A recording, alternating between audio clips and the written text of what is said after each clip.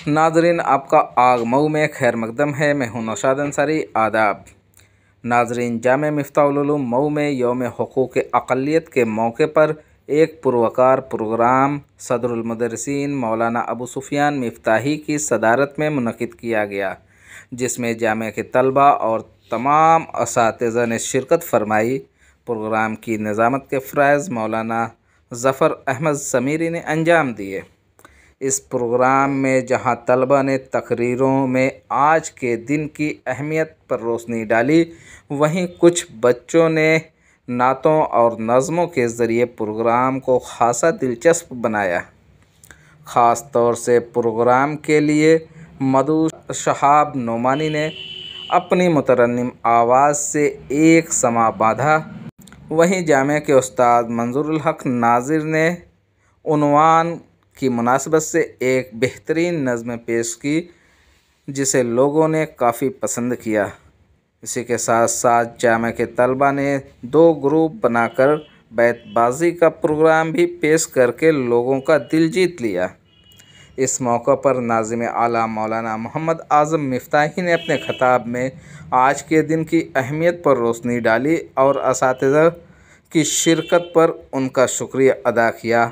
हाज़रीन से खिताब करते हुए मौलाना खुर्शीद अहमद मिफ्ताही ने अक़लियतों के हुकूक़ को पहचानने और उसके हुसूल के लिए जद्दोजहद जारी रखने पर ज़ोर दिया। इसी के साथ साथ मौलाना इफ्तिकार अहमद मिफ्ताही ने कहा कि अपने हुकूक़ को जानने के लिए आइन को जानना ज़रूरी है, इसलिए हम सबको चाहिए कि हम मुल्क के आइन का मुताला करें और जानें कि एक अक़लियत होने के नाते हमें क्या क्या हुकूक़ हासिल हैं और हम अपने हुकूक़ के लिए क्या कर सकते हैं। आइए नाज़रीन, हम आपको पूरी तफसीलात दिखाते हैं और सुनाते हैं क्या कहते हैं उलमा इकराम। कौमी यकजहती के सिलसिले में जो पूरे देश में मनाया जा रहा है, उसी सिलसिले में हमारे मदरसे ने भी इसका इंतज़ाम किया और बेहतर इंतज़ाम किया और प्रोग्राम अच्छे अंदाज चलाया गया। सारे लड़के और लड़के शरीक हुए, सारे तलबा शरीक हुए, सारे असातिज़ा शरीक हुए। प्रोग्राम बहुत ही उम्दा अच्छे तरीके से हुआ। ये प्रोग्राम जानना चाहते हैं यौम हुकूक़ अक़लियत एक प्रोग्राम है और इस मौके पे आपने कौमी यकजहती का प्रोग्राम किया है, लेकिन जहाँ तक सवाल है यौम हुकूक़ अक़लियत, तो अक़लियतों का हिंदुस्तान में जो हाल है वो आप बखूबी वाकिफ़ हैं, तो कैसे हिंदुस्तानी मुसलमानों को या अक़लियतों को हुकूक़ दिला पाएंगे? अब उसके लिए जद्दोजहद करनी पड़ेगी।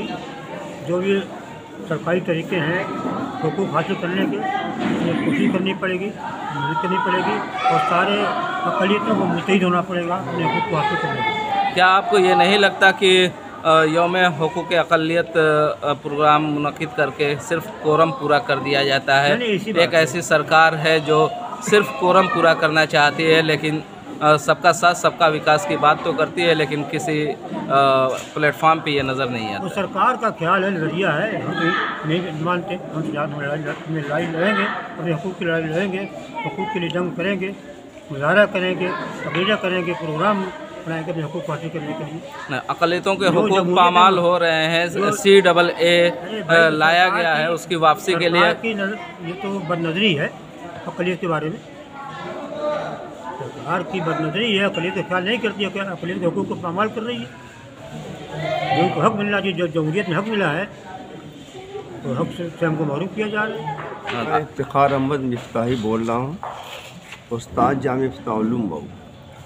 आज के प्रोग्राम की क्या ख़ुसूसियत है? देखिए, आज का जो प्रोग्राम है ये यौम हुकूक़ अक़लियत के नाम से मुनक़िद किया गया और यौम हुकूक़ अक़लियत के मौके पर जो प्रोग्राम किए जाते हैं उसका मकसद ये होता है कि अक़लियतों को मुल्क ने आइनी शक्ल में जो इख्तियारात दिए हैं उन इख्तियारात से उनको वाकिफ़ कराया जाए और उसके साथ साथ मुल्क के तहफ़्फ़ुज़, बका, तामीर व तरक्की की राहें भी हमवार की जाएँ।